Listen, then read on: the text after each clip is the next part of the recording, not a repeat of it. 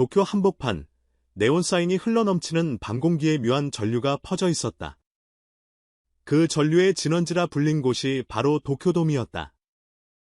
세계 최대 실내 공연장이라는 수식어도 이날만큼은 작아 보였다. 스피커 시험음이 아닌 정체 모를 속삭임과 기자들의 셔터 소리가 공간을 진동시켰기 때문이다. 단일 팝 콘서트로 경제효과 1조엔을 찍었다는 글로벌 슈퍼스타 빈에서 그녀를 기점으로 우주처럼 팽창하던 찬사가 불과 몇 시간 만에 검은 블랙홀로 급전직하였다. 음향 체크를 끝낸 스태프가 무대 옆 구석에 버려진 의문의 검은 가방 2개를 발견한 순간부터였다. 가방 안에는 현금 다발 대신 USB 여러 개와 자필 메모들이 난잡하게 얽혀 있었다. 그리고 메모 첫 줄에는 일본 정부 내각 기밀 코드로 알려진 숫자열이 찍혀 있었다. 빈에서가 노래가 아닌 숫자와 함께 헤드라인을 장식한 건 처음이었다. 팬들에게는 유니버스 언니라 불리며 자선 투어와 친환경 프로젝트를 앞세운 그녀였지만 그날 이후 인터넷에는 정반대 키워드가 폭풍처럼 떠올랐다. 재계로비, 은밀결제, 총리 셀피 게임. 일본 최대 포털의 실시간 검색어를 차례로 물들이던 단어들 뒤에는 언제나 빈에서의 이니셜이 굵은 활자로 박혀 있었다. 누군가는 그녀가 공연 수익 일부를 암호화폐로 세탁해 정치권과 거래했다며 음모론을 제기했고 누군가는 그녀가 오히려 협박의 대상이 된 피해자라 주장했다.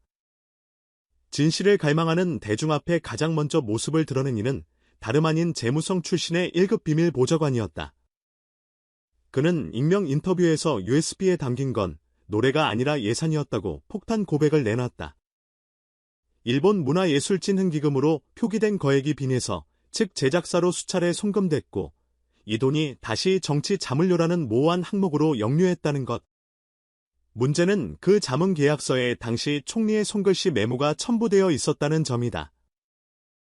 K-팝과 외교는 하나다. 필요할 때마다 별을 불러라. 스캔본으로 유출된 문장은 곧장 SNS 밈으로 변주되어 돌고 돌았다. 한 정치풍자 유튜버는 이를 별빛 권력이라 명명하며 영상 시리즈를 쏟아냈고 일본 국회 야당 의원들은 아이돌 외교의 추한 뒷모습이라며 국정조사를 요구했다. 그러나 사건이 이토록 걷잡을 수 없이 확산된 데에는 빈에서 팬덤 오로라의 집단 행동도 결정적이었다. 그들은 공연 취소보도 직후 도쿄돔 외벽을 초대형 LED 광고판처럼 점거했다. 팬들이 직접 모금한 2천만 엔짜리 풀컬러 라이브 포토로 우리는 믿는다. 진실은 노래처럼 선명하다는 슬로건을 동시 송출한 것이다. 경찰과 경호팀이 해산 절차를 밟기 전 이 장면은 이미 무한지 IF로 저장돼 전 세계 타임라인에 퍼졌다. 결과적으로 의혹의 주인공보다 믿음의 주인공 이미지가 먼저 각인되는 이례적 상황이 연출됐다. 하지만 음악 산업 내부자들의 시각은 달랐다. 일본 최대 공연 기획사 쿠웨이브의 프로젝트 매니저 A씨는 가장 석연치 않은 건 돈이 아니라 시간표라고 귀띔했다. 빈에서의 도쿄돔 콘서트는 원래 18개월 전부터 준비된 초대형 투어의 활용점정이었다. 그런데 일정이 갑자기 2달 앞당겨졌고 당시 총리의 문화한류 장기 플랜 기자회견 날짜와 수상쩍게 겹쳐 있었다는 것이다. 속전속결로 바뀐 설계, 급히 늘어난 좌석수 그리고 총리실이 직접 주관했던 VIP 초청 명단. A씨는 이것이 음악적 영감보다 정치적 영감이 더 앞선 드라마였다고 꼬집었다. 사건이 폭발하자 일본 총리는 새벽 2시 긴급 브리핑을 단행했다. 표정에는 흡사 전시 상황 같은 굳은 기색이 역력했다. 문화 분야라도 불투명 거래는 용납할 수 없다. 조사에 한치의 예외도 두지 않겠다. 하지만 매서운 어조 뒤로는 판단을 미루는 듯한 망설임도 읽혔다. 왜냐하면 팬들 사이에 돌아다니던 총리 셀피 사진 속 배경이 문제였다. 빈에서 대기실 문 앞 VIP 라운지 스팟에서 찍힌 그 셀카에는 리허설 중인 스태프가 들고 있던 봉투가 어렴풋이 잡혀 있었다. 확대해보면 합창단 의상비라 쓰인 스티커 아래에 국비지원 표기가 선명했다.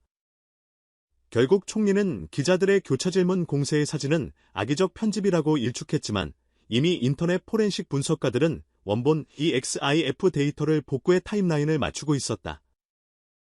그러는 사이 오사카 출신의 탐사보도 전문 팟캐스터 히로세 마이는 또 다른 팩트 폭탄을 준비했다. 그녀는 빈에서 일본 공식 팬클럽 내부 게시판에서 일반인이 접근할 수 없는 근하수 회의록이라는 폴더를 포착했다. 초대권 소지자만 입장 가능한 이 폴더에는 최근 한 달간의 기밀 공지가 쌓여 있었고, 그중 한 파일 제목이 금요일 23시 58분 마지막 선문이었다. 히로세는 제작사 전산팀 제보를 얻어 해당 파일을 열람했고, 거기엔 일본어와 한국어가 뒤섞인 회계 요약표가 있었다. 도쿄돔 기술료 추가 198억엔. 결제 주체. XJ 전략연구소. 문제는 XJ가 일본 국회의원 12명이 소속된 초당적 싱크탱크라는 사실이었다. 이름만 연구소지 실상은 국책사업 예산을 매개로 권력 로비를 주도해온 것으로 악명 높았다. 공개 직후 여론은 순식간에 음악계 로비 게이트 쪽으로 이동했다. 하지만 사건의 심층을 파고든 건 의외로 미국 월가 출신 경제분석가 케빈 라이트였다. 그는 라이브 스트리밍에서 이번 사태는 일본의 국채 금리를 단숨에 흔들 수 있는 문화버블이라 진단했다.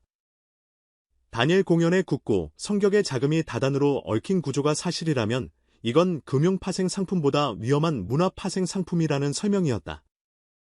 그의 40분짜리 라이브는 국내외 투자자들 사이에서 1000만 뷰를 기록, 니온게이자의 신문 일면을 장식하며 사건을 글로벌 투자 리스크 문제로 확장시켰다. 다급해진 일본 정부는 문화체 육성장관 주도로 민관 합동조사를 발표했지만 이미 여론의 포커스는 빈예서의 입에 맞춰져 있었다. 침묵과 외면이 길어질수록 스타의 아무 말보다 아무 말도 안 함이 더 큰 뉴스가 되었다.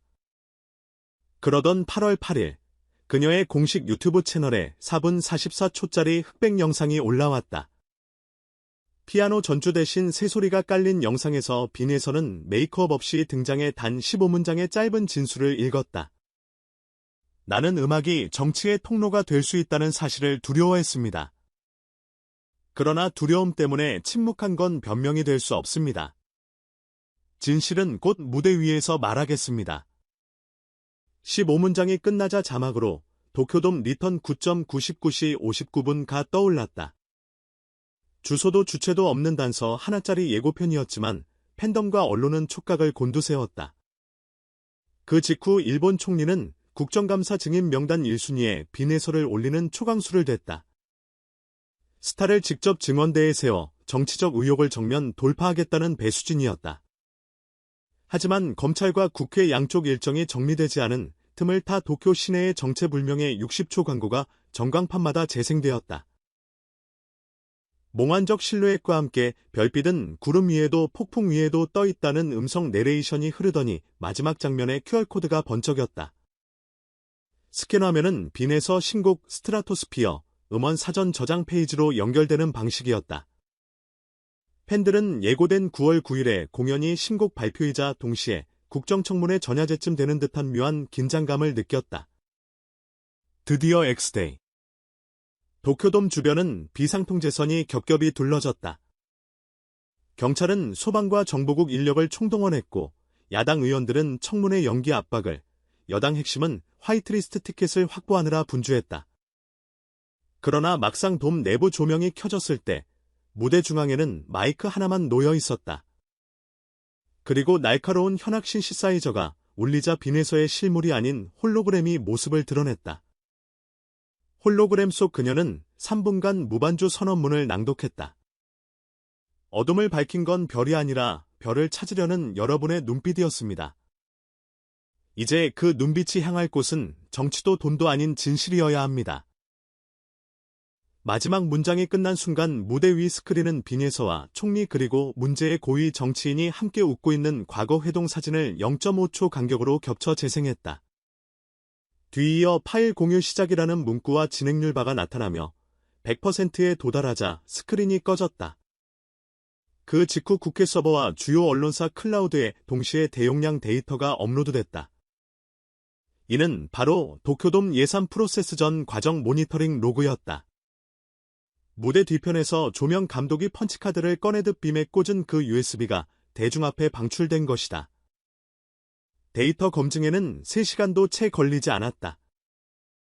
회계 조작, 노비 메신저 캡처, 발피 리스트 PDF가 실시간 방송 채널로 쏟아지며 일본 정계는 패닉에 빠졌다. 결국 총리는 긴급 기자회견에서 빈에서는 국가를 기만했고 법적 책임을 져야 한다고 목소리를 높였으나 이미 온라인에서는 내부 고발자가 누구냐, 순서가 바뀐 것 아니냐는 역풍이 불었다. 사흘 뒤, 빈에서는 한국 인천국제공항을 통해 귀국하기 전 자신이 직접 고용한 국제로펌 변호사와 함께 도쿄지검에 출석했다. 취재진이 몰려든 포토라인에서 그녀는 한마디도 하지 않았지만 변호사는 우리 의뢰인은 문화자산을 지키기 위해 내부자의 불법 정치 자금 루프를 폭로한 것이라 설명했다. 즉, 스타가 로비의 도구가 아닌 고발의 창이 되었다는 스토리의 반전이 공식화된 셈이다. 그 이후 일본 사회는 사상 초유의 문화-정치 합동 수사체제로 돌입했다. 총리실 비서관 2명이 구속, 싱크탱크 XJ는 자산 동결, 문화체 육성은 관련 프로그램 전면 재검토, 그리고 도쿄돔은 한동안 대관이 중지됐다. 반면 빈에서는 9월 30일 서울에서 열린 무료 스트리밍 라이브로 진실의 리듬은 멈추지 않는다는 구호 아래 68분간 무대에 섰다. 이날 접속자는 1억 아이디를 넘겼고 스트리밍 플랫폼 서버 12대가 과열로 다운됐다. 그녀가 마지막 곡을 부르기 전 화면에는 이것은 끝이 아니라 시작. 음악은 권력이 아닌 목소리다라는 자막이 떠올랐다. 이 사건은 엔터테인먼트 역사를 새로 썼다. 스타가 권력의 피라미드 최정점이 아니라 그 내부를 투명화하는 비밀 지렛대가 될 수 있음을 증명했기 때문이다. 동시에 팬덤도 수동적 관람자가 아니라 진실을 확장 증폭시키는 거대한 시민 네트워크임을 입증했다. 일본 정치는 다이돌 게이트를 계기로 문화예산 감시위원회를 신설했고 K-팝 업계는 후원금 협찬 내역 공개 플랫폼을 시험 운영하기 시작했다. 그리고 빈에서는 일정 기간 자숙하겠다며 일본 언론 앞에 다시 설날을 기약했지만 이미 그녀가 던진 투명성이라는 단어는 공연계와 정치계를 가로지르는 새로운 멜로디로 울리고 있다. 그 울림은 긴 여운을 남긴 채 오늘도 전 세계 플레이리스트 어딘가에서 이어 재생 중이다.